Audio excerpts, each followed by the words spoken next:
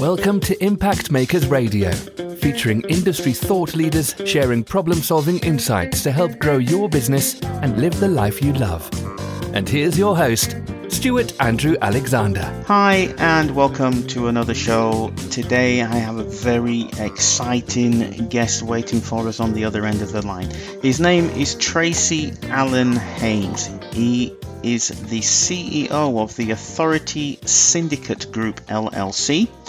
Now, Tracy is a retired United States Navy photographer and video producer, publisher, radio host, #1 best-selling author of the Simple Online Video Marketing for Business Owners, The Authority Mindset, Bold, Helping You Unleash the Hero Within, which was co-authored with none other than the famous Les Brown, the #1 motivational speaker in the world, and his latest book, The Authority Code. Use the exact formula to become the hunted versus the hunter for more leads, sales, and profits. Now, that's not all, ladies and gentlemen. He absolutely loves teaching entrepreneurs across the globe how they can awaken and claim their authority through publishing and media. Now, Tracy has also been featured on CNN, CBS, NBC, Fox, and ABC, as well as in Forbes, the Miami Herald, Small Business Trendsetters, as well as being a featured speaker, now wait for this, ladies and gentlemen, at the Harvard Faculty Club. Now, I wish I could say that was all, but there is more. We have a very esteemed guest today, ladies and gentlemen.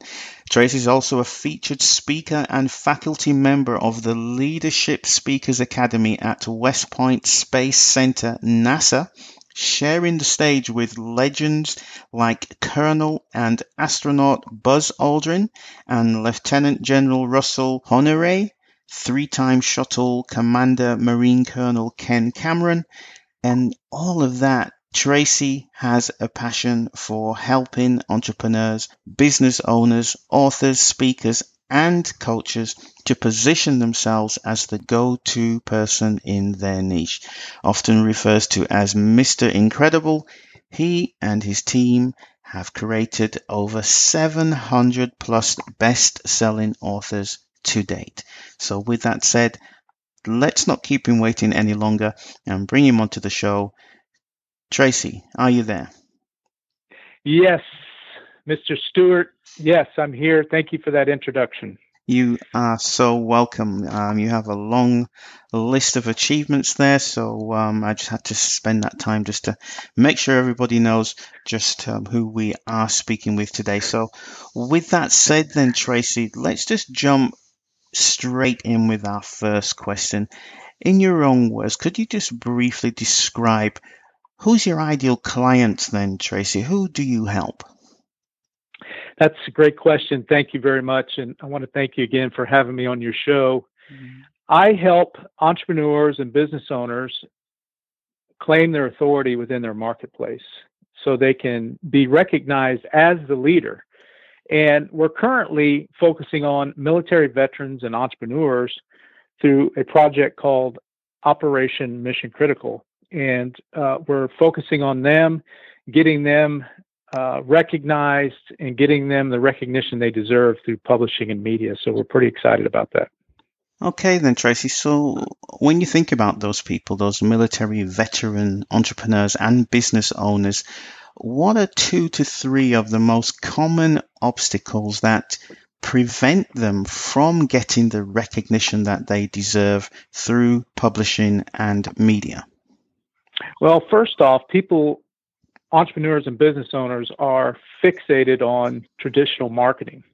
I mean, they do, I hate to repeat it, but here in the United States, they used to have what's called the Yellow Pages, or they used to have, drop flyers or do traditional marketing through, handing out brochures and trifolds. So local business owners don't know that they have the ability to publish a book, or they have the ability to get in the media so they can use that as leverage to create a tipping point for whoever's searching for them to show their expertise and take it a level above what you would normally see in advertising or as a traditional business, how they would advertise. So we provide that for them. So in terms of the people who I've worked with in the past, I know I've had the experience of people think, yeah, a book, me in the media. You know, I've heard people mention the word imposter syndrome. Is that something that you come across then, Tracy? Well, that takes me back a little bit, Stewart. When I was in corporate America, of course, I'd spent most of my adult life in the military, and I retired from the military and then briefly had a stint in corporate America, and I was looking for a way to separate myself. I was in a crowded niche, and most people were focusing on certifications, where you put all those little letters past your name. Right. And you try to, who could get the most certifications to impress the next employer or impress your boss or whatever, right? So I reached out to a known mentor within the niche at the time. And, I was asking him, I was like, hey, how could I, do something different? Everybody's an expert in this particular field. And he turned to me and he said, write a book. And that was a little over 8 years ago. And I was shocked. He stopped me in my path. I'm like, write a book? What do you mean write a book? He said, write a book. And I'm like, I barely got through high school. I dropped out of college. How could I possibly write a book? And so that planted the seed in me. And fast forward to a couple gentlemen had reached out to me to start a consulting firm in the safety industry. And when I met one of the partners, he handed me a book that he had self-published.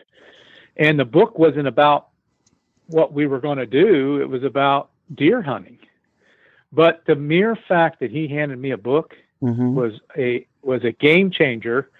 And my impression of him going forward was he was the expert, even though it wasn't on a topic that he was an expert in deer hunting, actually. So I'm like, I need to make a mental note of that. And that was back during, he published that when it was, we didn't have self-publishing back then. So this is right at the junction of self-publishing as we know it today. And so that little voice on your shoulder starts talking to you about, you have no business writing a book. You're not an expert. And, that imposter syndrome kicks in about what do you know, or do you know enough to publish a book? And the truth is you do. If you're in business and if you're relieving a problem in the marketplace, you have just enough knowledge more than your clients do to help them relieve that problem. So I even settled, because I'm a photographer, and told myself I would do a picture photo book because I knew I could take a picture. I was confident in that. But you start saying, well, maybe I only deserve to do this. So that's how it started. So I don't know, you have 3 or 4. How many books have you published now, Tracy? Oh my goodness! I had a colleague ask me that the other day. I turned around on my shelf and I got as high as 12, but Wow. actually published and out there in the marketplace. I think it'll be the 6th one with the Authority code. Great. And so if we align that with what you just shared with us and the day that you started and somebody actually showed you a book and said to you, hey, you should write a book. And then this, what we call the imposter syndrome, popped up in your mind, as you said, the little voice on your shoulder saying, who in the world are you to write the book? And now, fast forward to today, you have 12 published books. What happened? What triggered that, Tracy? Pure desire and determination and tenacity. I just did it. I quit making excuses. And I'm going to tell you, looking back on the first books, I was like, oh my gosh. I mean, they're horrible, but everybody's got to go through it. I mean, what if I had stopped? What if I had quit doing it. I mean, I was so bad. At one time, I was actually banned from publishing. I mean, it was so bad. I mean, it was like, you got to get better, but you only get better by stepping up to the plate and keep swinging the bat. And even though the head talk was ramping up, you dropped out of college, you barely got through English, you don't know the difference between this and that and whatever. But, I immersed myself in it and did it, even though I wasn't ready. You'll never be ready. If you keep saying I'll wait till I'm ready, you'll never get it done. Right. You'll never do it. So our focus on these entrepreneurs and business owners that happen to be military veterans, maybe they've got that voice in their heads like, well, I never knew I could publish or I could do these things. And we do it in a way where, you really don't have to write anything. And we do a hybrid type of a publishing where we get it out there and get them recognized and get them published. And, we're not talking their autobiography, and we're interested in their stories, obviously, from their military background, but we're talking about, if you're a military vet and you're in business, you're relieving a pain in the marketplace. You're solving a problem. And we want to talk about that and how you can attract customers to you to get you leads and expand your business. And that's our mission. And I think it's great that you're actually helping military veteran entrepreneurs. I mean, I'm one myself. I spent 6 years with the British Air Force and a further 6 years working for the British Army. And I knew that when I demobbed, when I came out of the military, writing a book, me? Are you absolutely insane? I'm a hands-on guy. I was in logistics. I used to getting my hands dirty, and now you're asking me to sit down in front of a typewriter and be a pen pusher and write a book. So let's just, before we move on, Tracy, let's just touch a little bit more on the actual getting that information out of your head and onto the computer screen or onto a piece of paper. Traditionally, one would have to just start from a blank sheet of paper, right? And start hammering away, and then this thing called writer's block. And being a hands-on kind of military guy, I mean, it's just not the thing what we do. So are there any other easier ways to get all of that great information, those fantastic stories, those life-changing experiences that can really influence other people's lives?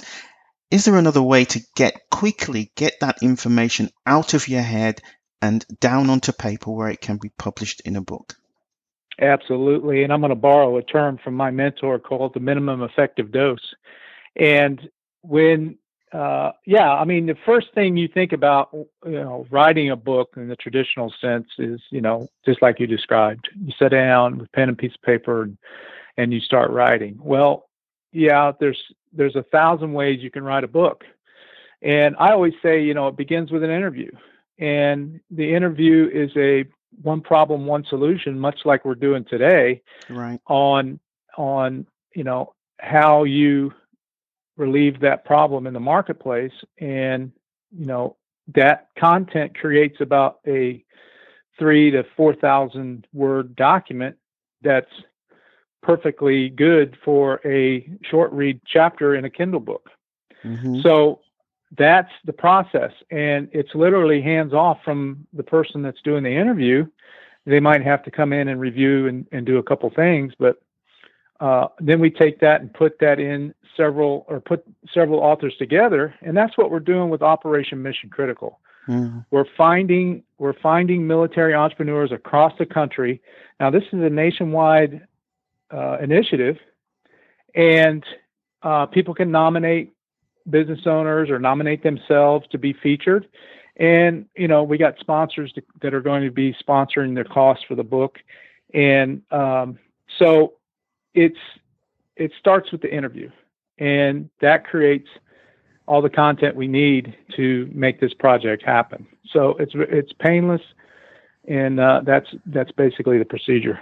So moving on then, Tracy, in terms of unknown pitfalls that are out there, name me one or two of the unknown pitfalls that the people who you work with, these military veteran entrepreneurs and business owners, what are one or two of the pitfalls that they might not be aware of, when they're looking to get that recognition that they deserve through publishing and media? Most people rely on third-party testimonials or previous customers that had done business with them and given them a testimonial, which is good. I mean, you need those as well. But the part about third-party recognition of being interviewed and being in magazines and being published is, that's what authorities do, or that's what celebrities do. And that's available for them. And they might not know how to accomplish that, or they might be waiting to be invited. Well, this is your invitation. And I'm the guy that's coming out to you to invite you to participate in this so you can get the recognition you deserve. So one of the pitfalls is that these veterans and business owners and entrepreneurs might not know that it's available, and they're waiting, or they might not even know that they're waiting for that, or somebody's going to come and ask them for an interview, unless you do something wrong, or you have an outstanding event where it's newsworthy. They'll come and talk to you. And one of the other pitfalls is these business owners they're having events, but they don't know what defines an event for them to put a news release out on it, or that it's newsworthy.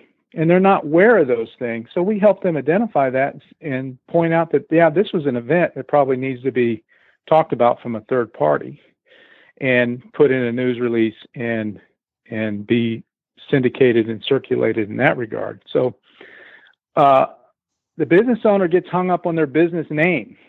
And when you're out there socializing or when you're networking, people are going to meet you. You are your brand. You represent the company. The company doesn't represent you. So they hear your name and they meet you, and let's just be honest, 10 times out of 10, if they're interested in doing anything with you at all, they're going to Google that name, your name. So I always ask the $1 million question when I'm presenting is, what am I going to find? Is it going to say that you're the expert and you're the authority, or you're the leader in the marketplace? Because people want to do business with leaders in the marketplace, and that's how you do it. So do you ever come across business owners and the veteran military entrepreneurs that you work with who think, yeah, Tracy, all of this sounds really great, but I just simply don't have the time? That's a great question, and that's a default answer. I don't have the time. And if you don't have, it's your business and it's your responsibility for you to let people know of your expertise. And you get wrapped up in actually running your business from day to day. You're worried about payroll. You're worried about if you're a brick and mortar business, you're worried about keeping product on the shelf, dealing with customer relations and all that thing a business owner has to do. But who's out there talking about you? You could leave it to chance and have some people do a bad review, or some people do a bad comment, and it takes a long time for that to go away, if it ever goes away. So these things that we do for these entrepreneurs to get them the recognition they deserve, it's the positive stuff that we're talking about them that will trump anything that's bad that somebody might be speaking about them. And you might not have any of that, but you want to keep the positive stuff out there and make time to be interviewed. I mean, we need 30 minutes of your time, and we got what we need. And we'll be, our goal is to be traveling city to city and picking up nominations and people that are recommending people to be interviewed. It's kind of on a nomination process, and we're just excited about it to go around to be recognizing these folks. Let's talk a little bit about some of the fears that prevent the people who you work with from even attempting to gain that recognition that they so truly deserve, because within their own rights, they are experts, they are experienced in their field of expertise, but there could be these inner game, these inner thoughts, preventing them from actually even attempting to gain that recognition. So can we just speak about some examples of that then, T? What kind of things do you come across? What kind of things do you hear from the people who you work with? Well, if you don't want to be recognized and appreciated for your expertise, then this project's probably not for you, because you're definitely going to be found and you're definitely going to be discovered. And some of the fears are that you don't want to be discovered. And some of the fears are, I don't know enough, or I'm not really the expert. Well, again, if you know a little bit more than your audience does, then you're the expert. And, I mean, there's all kinds of AC refrigeration guys out there. What separates them from each other? They're all experts. They all know how to maintain an air conditioner and service it and replace it. But what would be the tipping point for someone to pick them over the next guy? When I would search for an AC repair guy, what is showing up for you that says that you're the expert?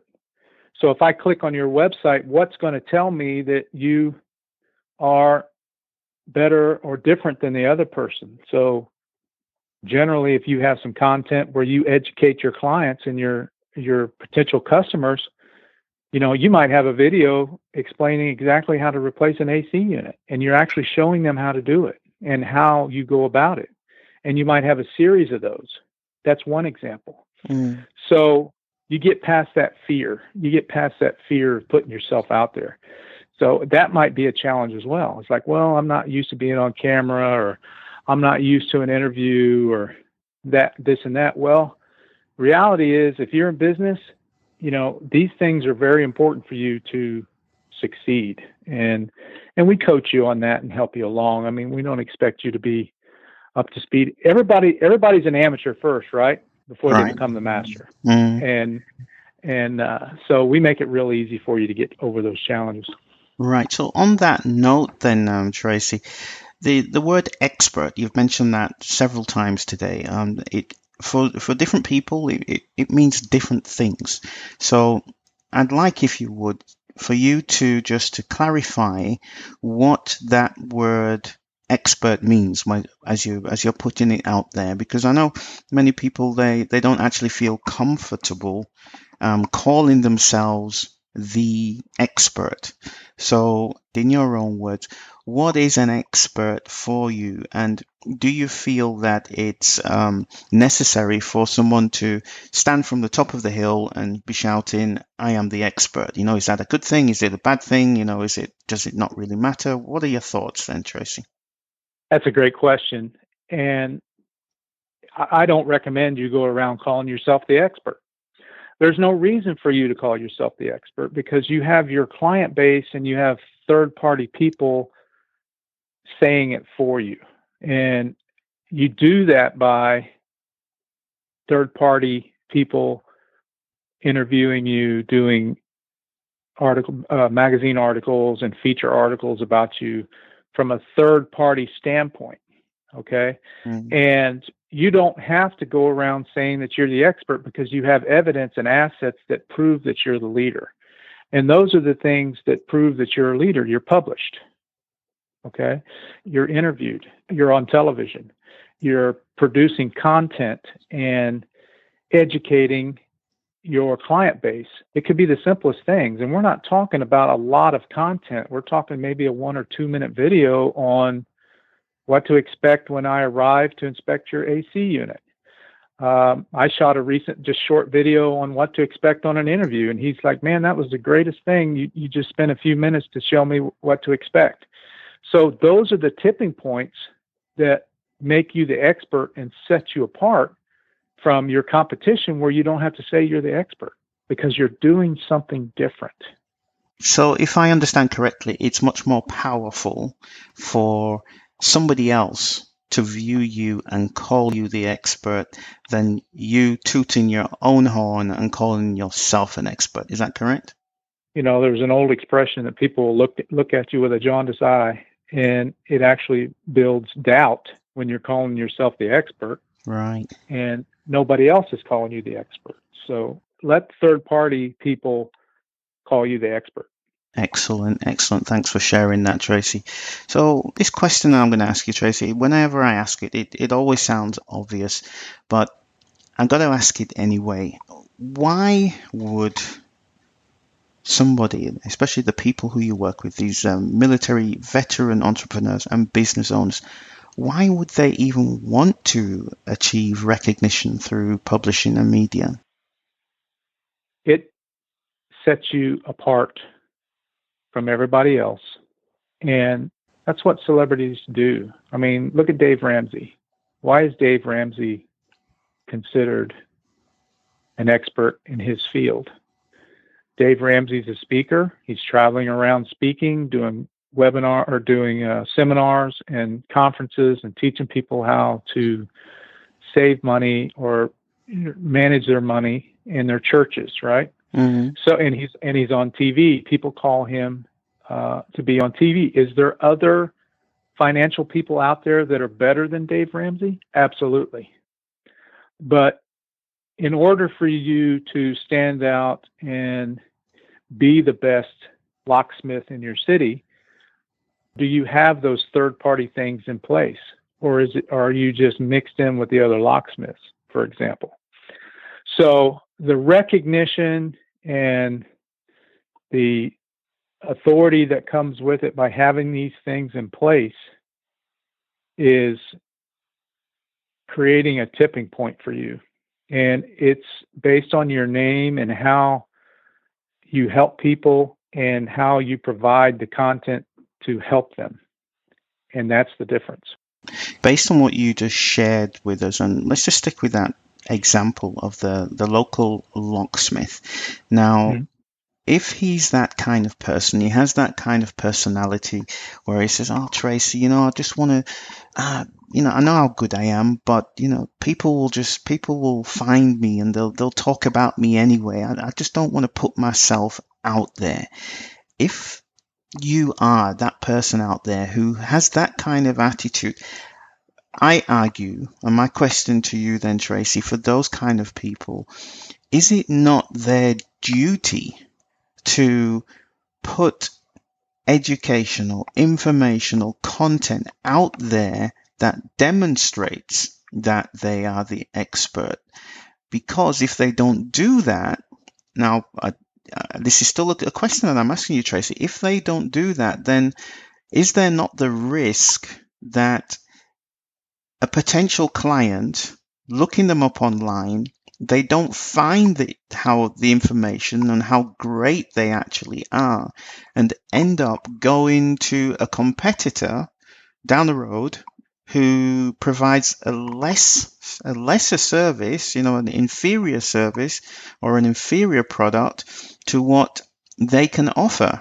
So is it not their duty to provide that information, to put themselves out there and to prevent that happening and to give people the opportunity to benefit from their expertise? Somebody has to emerge as the leader. And who is that going to be? When I spoke at West Point, my presentation was about leaders will always emerge in the time of crisis. Well, leaders will always emerge in a marketplace.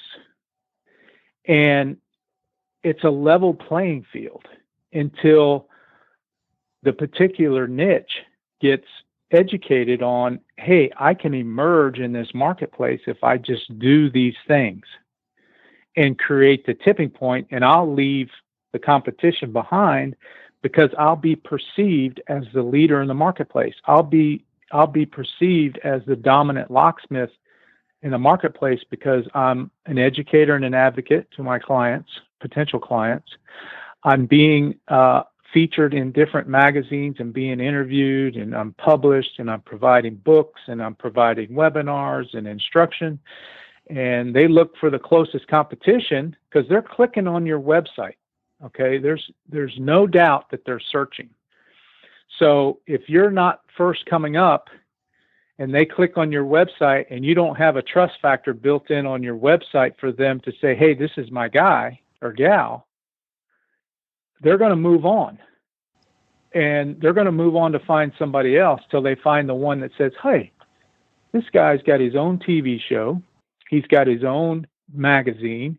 He's got his own course. He's got a shopping list of parts that I need to buy if I wanted to do it myself, and show me exactly how to do it. But they say, you know what? Can you do this for me?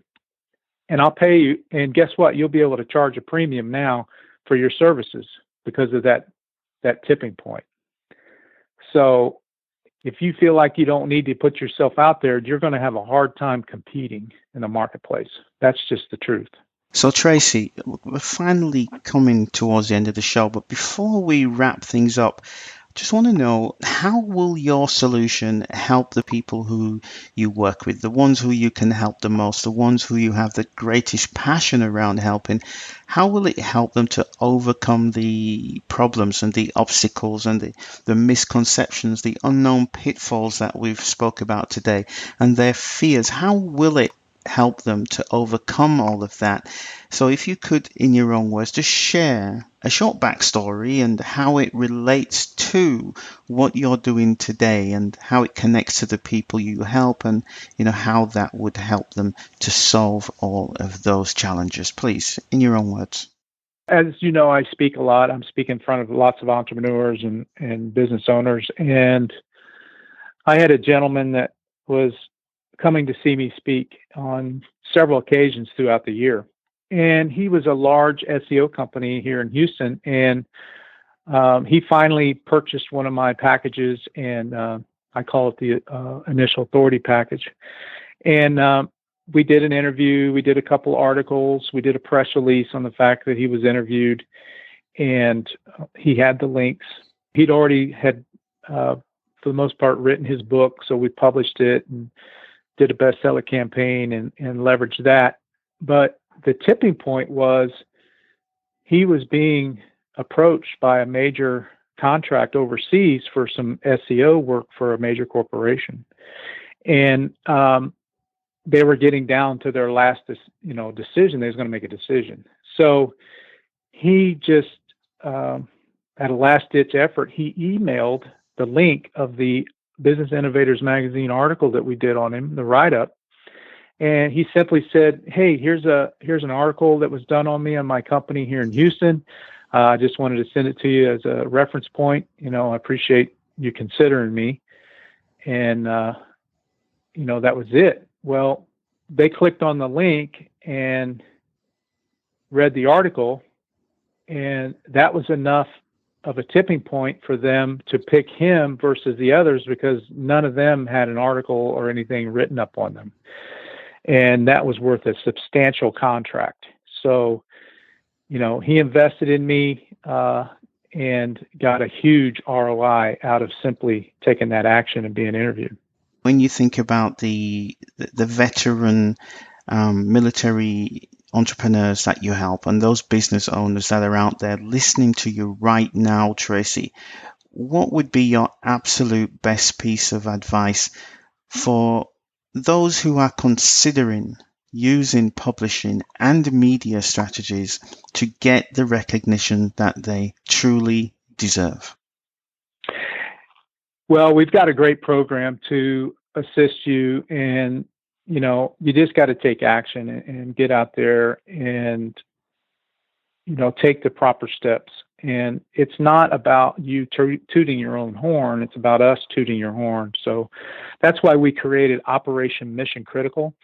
And we've teamed up with a great organization called Operations Supply Drop. They're a nonprofit out of Austin, Texas, that's supplying great things for veterans and military folks. So what we're doing is we're asking for people to nominate veteran business owners and entrepreneurs so we can interview them through the process, get them published in a special Operation Mission Critical book for veterans, and start that process of getting their recognition and getting that whole package for them. And we're looking for, we're mustering up sponsors to help us accomplish that. We're going to be traveling across the United States, and we'll be not only getting TV coverage, local TV coverage about them and us, and supporting them. So big exposure for folks that want to get involved with that. And They can do that by going to our Facebook page, Operation Mission Critical. That's kind of our hub. Everything's coming out of that. We've already got a nominee in. We're very excited about that. And so that's the best way to find out more about it. And we'll be updating the Facebook group as we kick this off. And we're going to be traveling the country in an RV and going city to city and doing interviews and notifying the local TV station that we're in town as well. And so we're looking for sponsorships and nominating business owners as well.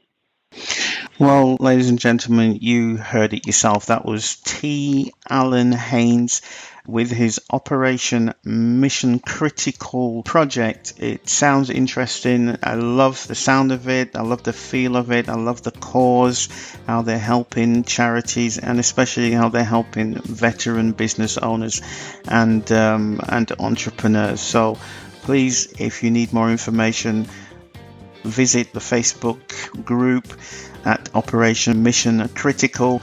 I'm sure you're going to be in great hands. So with that said, this is yours truly, Stewart Andrew Alexander, saying goodbye and thank you to you, Tracy, before we go. You're welcome. Thank you very much for having me, Stu. You're so welcome, Tracy. That's it, ladies and gentlemen.